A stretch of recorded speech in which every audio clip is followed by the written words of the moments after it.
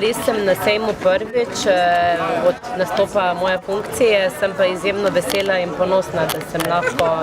že na začetku svojega mandata z vami in pravzaprav me je dimenzija sejma in nasploh kakovost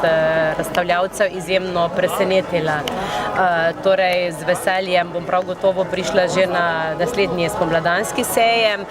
in nasploh izjemno podpiram tovrstne dogodke, ne samo zaradi tega, ker smatram, da je kmetijstvo res izjemnega pomena za Slovenijo, tako v svojem osnovnem bistvu, kot tudi v smislu razvoja podeželja in pa ohranjanja naših podeželskih območij, ki jih imamo veliko,